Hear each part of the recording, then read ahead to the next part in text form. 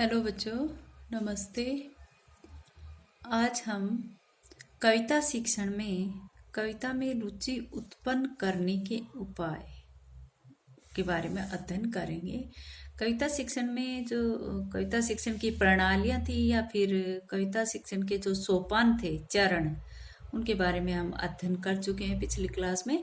आज अपना जो प्रकरण है वो है कविता में रुचि उत्पन्न करने के उपाय कौन कौन से हैं। हम किसी बालक को कविता पढ़ाने या कविता पढ़ाने के लिए किस प्रकार से उसके अंदर रुचि उत्पन्न कर सकते हैं, या फिर काव्य शिक्षण में किस प्रकार से रुचि उत्पन्न दिखा सकता है कोई बालक। तो सबसे पहला इसमें उपाय है कविता का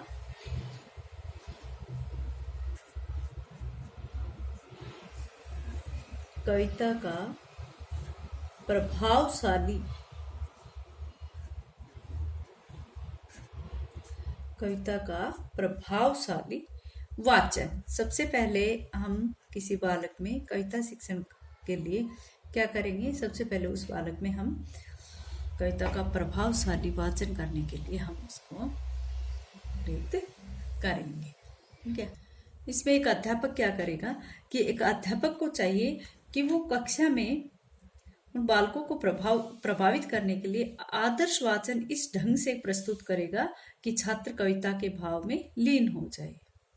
यानी कि आदर्श वाचन इस प्रकार से करेगा अध्यापक कि बच्चे का कविता में लीन हो जाए। और कविता का वाचन करते समय अध्यापक को कवि की उस अवस्था में चले जाना चाहिए जिस अवस्था में कवि ने उस कविता की रचना की थी। इसलिए कविता का जो वाचन किया जाता है, आदर्श वाचन किया जाता है, वो लय और ताल के साथ किया जाता है ताकि वो प्रभावशाली बन सके और बच्चे उसमें रुचि ले सके। नेक्स्ट है वाचन प्रतियोगिता।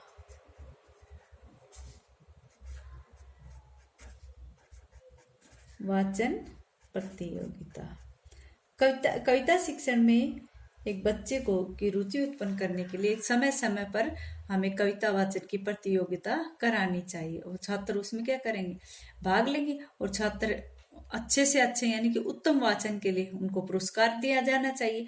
और पुरस्कार लेने की इच्छा से छात्र क्या करेंगे, अच्छी से अच्छी कविता संग्रह करके उसका वाचन करेंगे। ठीक है। तो कविता वाचन इस प्रकार से किया जाए, वाचन प्रतियोगिताएं हमें रखनी चाहिए। नेक्स्ट है काव्य संग्रह।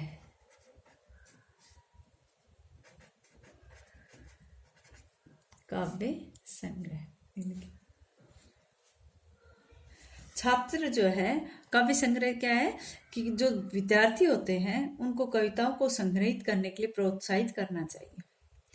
उनसे एक पुस्तिका बनवानी चाहिए जिसमें कविताओं का संग्रह करवाया जाए। ठीक है। तो कविता के जो भाव हैं उनके अनुसार पुस्तिका में बच्चे चित्र भी सजाएंगे और उसका भाव भी ग्रहण करेंगे। इस प्रकार से वो कविता संग्रह करेंगे और काव्य के प्रति रुचि उत्पन्न होगी। ठीक है। नेक्स्ट है अंत्याक्षरी।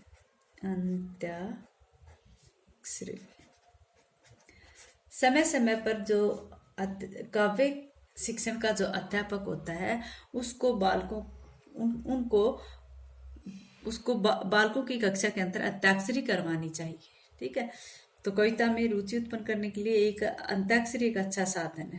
या तो छात्रों को समूह में विभाजित करके, या एक समूह का एक छात्र कोई कविता कहता है, फिर उसके अंतिम अक्षर से प्रारंभ दूसरी कविता जो है वो दूसरे समूह का छात्र कहेगा। इस प्रकार से बारी बारी से सब अंताक्षरी में भाग लेंगे। और इससे बाल क्या है, अधिक से अधिक कविता को याद करने की कोशिश करेंगे।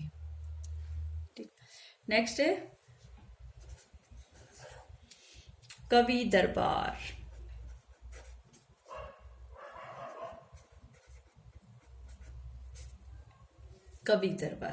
समय समय पर विद्यालयों में कवि दरबारों की व्यवस्था करनी चाहिए। ठीक है। इसमें छात्र जो हैं जो किसी भी कवि की कविता का वाचन प्रस्तुत करेंगे और उनको वही वेशभूषा भी बनानी पड़ेगी जो कविता प्रस्तुत करनी है। उस कविता के कवि की वेशभूषा बनानी पड़ेगी और एक प्रकार से वो अंग संचालन करते हुए एक नाटक का दृश्य वहां पर प्रस्तुत करेंगे। इस प्रकार से यहाँ पर कवि दरबार लगेगा और कविता प्रस्तुत करेंगे। नेक्स्ट है कवि कवि सम्मेलन।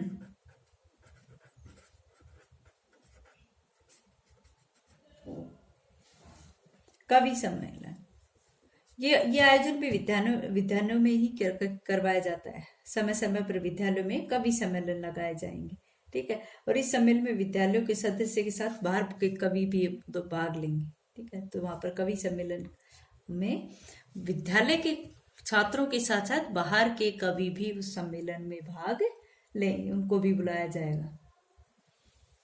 और उस सम्मेलन में वो जो स्वयं रचित जो कवि स्वरचित कविता को सुनाएंगे, ठीक है। इस प्रकार से कवि सम्मेलन होगा। इससे भी बालकों में काव्य शिक्षण के प्रति रुचि जागृत की जा सकती। नेक्स्ट है कवि गोष्ठी। कवि गोष्ठी क्या होती है?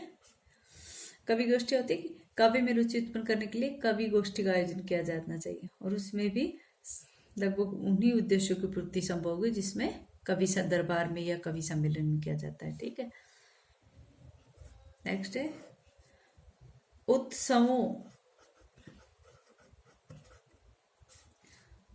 पर कविता पाठ। उत्सवों पर कविता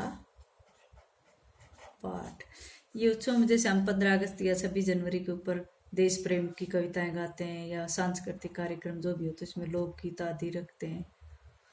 वहां पर जो कविता पाठ होता है वो सदैव उत्सवों के अनुसार होना चाहिए। जैसा उत्सव है, जैसा पर्व है, उसी के अनुसार वहां पर कविताओं का वाचन किया जाता है, ठीक है। नेक्स्ट है कवि जयंतियां।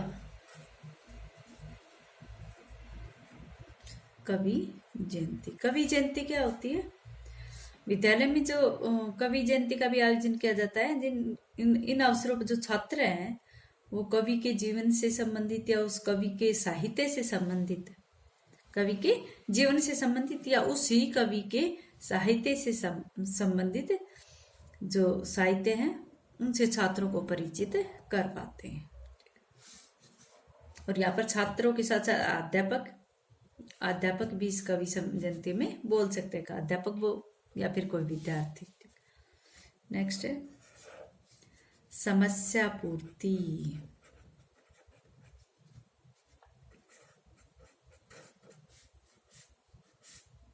समस्या पूर्ति छात्रों में अगर काव्य के प्रति रुचि जागृत करनी है तो जो छात्र यहाँ पर जिन छात्रों में ये सृजनात्मक शक्ति का विकास कम हो रहा है वहां पर उनकी समस्याओं का निदान किया जाता है। अगर वो उनके सामने कोई समस्या है तो उनकी समस्याओं की पूर्ति करनी चाहिए या फिर समस्या पूर्ति के लिए उपयुक्त साधन जुटाने चाहिए।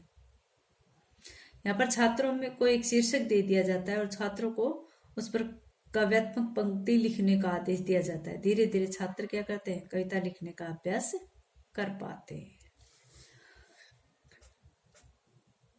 नेक्स्ट है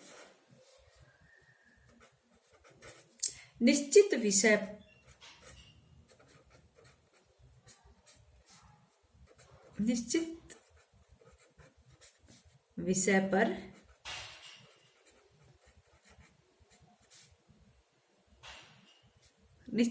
पर काव्य पाठ। कई बार बच्चों को निश्चित विषय पर काव्य पाठ करना पड़ता है, और वो निश्चित विषय जैसे कि वर्षा ऋतु या फिर बसंत ऋतु, वियोग वर्णन, वीर रस आदि, इस तरह से कई विषयों पर कविता सुनाने को कहा जाता है। और छात्र क्या करते हैं, उस निश्चित विषय पर ही कविता की खोज करेंगे और फिर उसको कंठस्थ करेंगे, फिर अपने अध्यापक को सुनाएंगे। इस प्रकार से निश्चित विषय पर बच्चे क्या करेंगे, एक कविता का वाचन करेंगे। और इसमें भी वही है कि जो जिस विषय पर सबसे अच्छी कविता बालक सुनाएगा तो उसको पुरस्कृत भी किया जाएगा, उस छात्र को पुरस्कार भी दिया जाएगा, जिससे छात्रों को उसके प्रति रुचि जागृत रहे या फिर बच्चे उसमें अधिक से अधिक रुचि दिखा सके। नेक्स्ट है सुभाषित सुभाषित प्रतियोगिता।